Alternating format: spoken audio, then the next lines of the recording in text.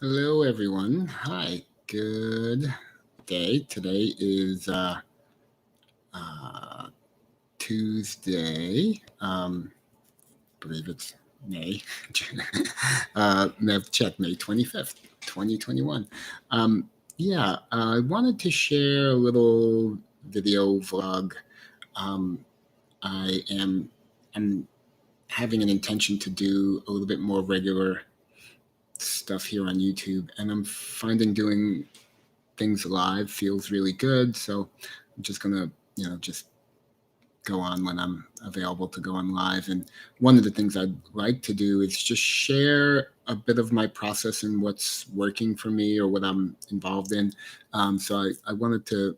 I have about 10 minutes, maybe 12 minutes here. So I'll kind of just check in with you all and just share. I just want to share a few things that are kind of currently up and running. One is taking this online course called Community Design. And my intention for taking this course, it's through something called Mighty Networks or Mighty Hosts. And my intention is I've been creating authentic connection groups, and I'm starting an organization. So this course I'm taking is going to be helping me create community around authentic connection, which is speaking for our authentic selves as that comes up in the moment, being more authentic and genuine in all our relationships. I get really excited about authentic connection. But anyway, I'm taking this course to um, really understand about how to build community. I've made a couple attempts to like start online community stuff and it hasn't worked. So I'm in the process of working on that, and they have like lots of different exercises and things to kind of begin to understand what the purpose of your community is, and then who you are in relationship to that. So I just wanted to share a little bit about that. And I was working on that today, and part of what they're asking you to work on is looking back at your own story and look at your own story, and then how does these big things. So your own story, what they're asking is like, what are your biggest achievements? What are the most pivotal moments in your experiences in your life? And how does that help you be a good, leader for your community?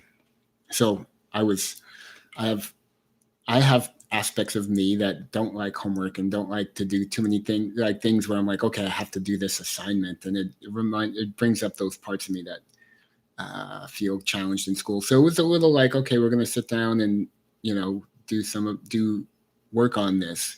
It's kind of like writing an essay, a personal essay or something, and I was able to enter into it. And wrote for a while and wrote some things, but then I found like I felt really overwhelmed, and there were parts of me, that little voice in me, that like, too much, I want to stop, and there's another voice in me that's like, come on, we just gotta push through this. We're falling behind on the course, right? It's like a 5-week course, and they're moving ahead, and I'm still stuck on this assignment.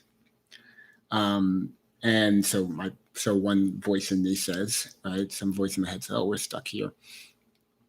But I went and I did enough. I did some, and I was like, okay, I could feel like my body being a little bit like vibrating, a lot of energy, a lot of restlessness energy inside me. So I ended up like, okay, let's just pause and not continue. And sat with, we done a couple of big chunks, and then I started doing some meditation, and was just giving myself some space. And actually, in this video, I want to talk about the meditation practice I've been using lately, and it's been really great. And I was giving myself a lot of space and time just to be with that. And then it was like, oh, like these are really big questions that are really, I was sitting with these younger parts that are like, it feels uncomfortable to talk about my biggest achievements and the pivotal moments in my life. These are like really big things. And there's a little like shyness or uncomfortability in looking at them. And so I was just realizing these questions were mining things that were bringing up a lot of energy, bring up a lot of feelings. And so it made total sense. That was like, oh yeah, this is a lot, and you just do it in small chunks. It's okay. and that felt good. So that was a big process. And I have one aspect of me that would really thought it was a good idea. This came up in the meditation too. It was like, oh, it might be a really good idea to hop on here and share, these pieces of this community design that I'm working on, and maybe share it here in another platform. So that could be also really healing for me, and maybe valuable to you as you a viewer. And it's about designing a community, but it's really about getting to know myself in the process. So I'm thinking I might share that. I'm kind of curious how people would respond to hearing that. Um, I guess a couple other things that I wanted to name, that I put in the title here. Um, and I'm just looking at my notes here. Yeah.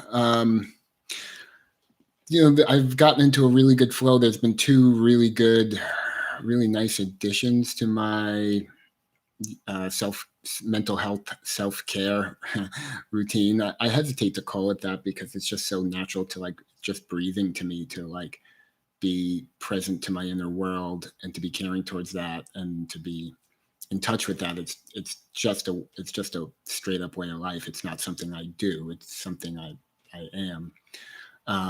And hence the title of this channel, Living Therapy. But I found a couple of tools that have been really helpful to me. There's a company called CenterPointe that creates a type of binaural audio. I don't think they call it binaural audio. I put it in that category.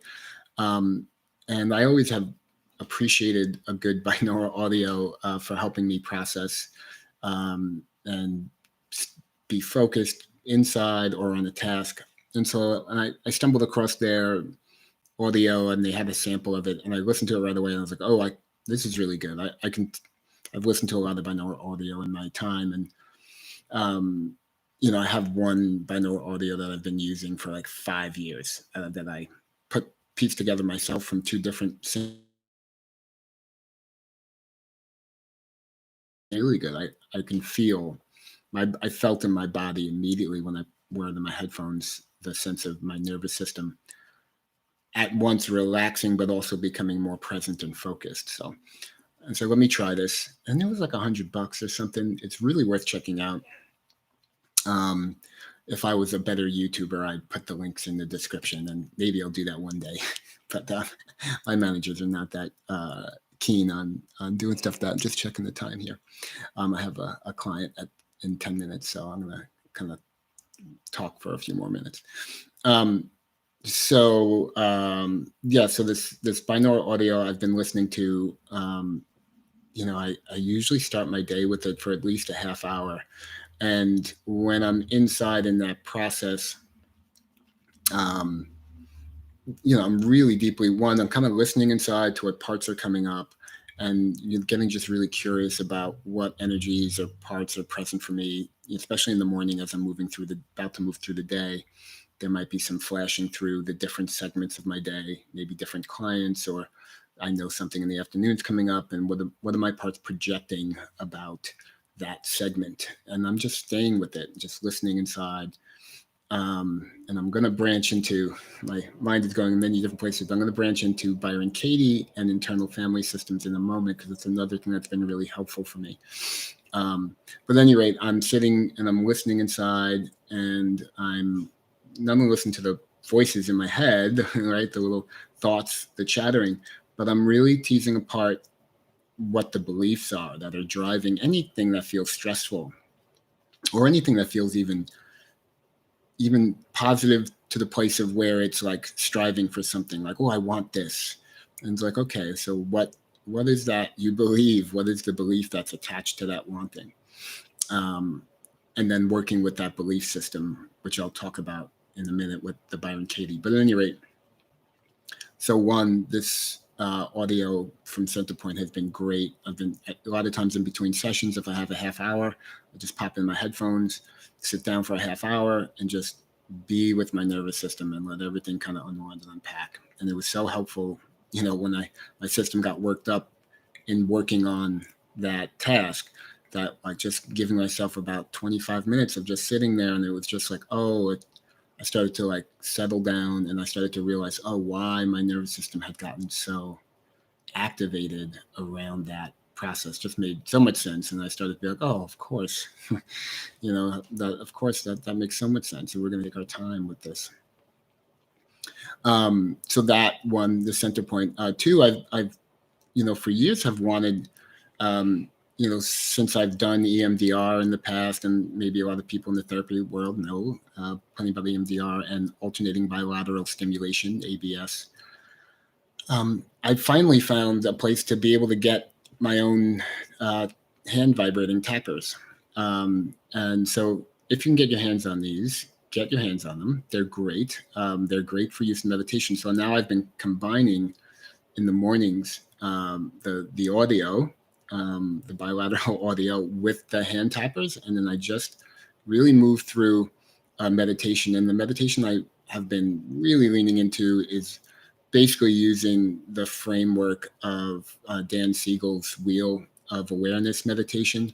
So I just move through awareness of the senses as that, I don't follow it so much, but in terms of like moving through one to the other necessarily, I don't keep it that strict, but I'm often like sitting with my parts that are coming up, listening to them, and then relaxing into my sense of hearing, my sense of vision, full body awareness, smell, taste, spacious awareness, and heart-centered awareness, kind of opening all of that up while I'm kind of listening to the parts. So it's just kind of blending that in.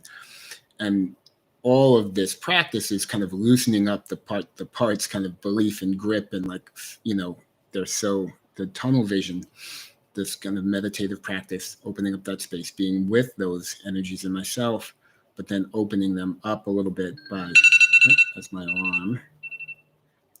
That means I have 5 minutes. So kind of opening them up so that those belief points or focuses, drives, whether it be fear, desire, whatever it is, just becomes a lot softer. And then I have a lot more choice and a lot more freedom and a lot more openness in my heart. My vision goes from being like this to being more expansive like that. And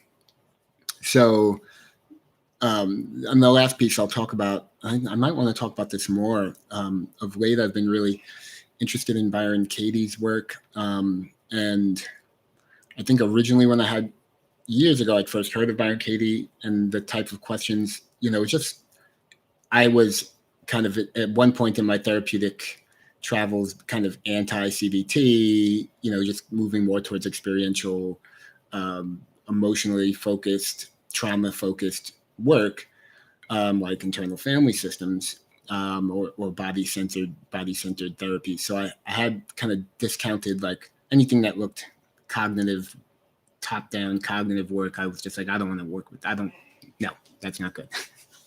Some part of me said. And I kind of had written off Byron Katie's work from that space because it seemed like it was just cognitive work.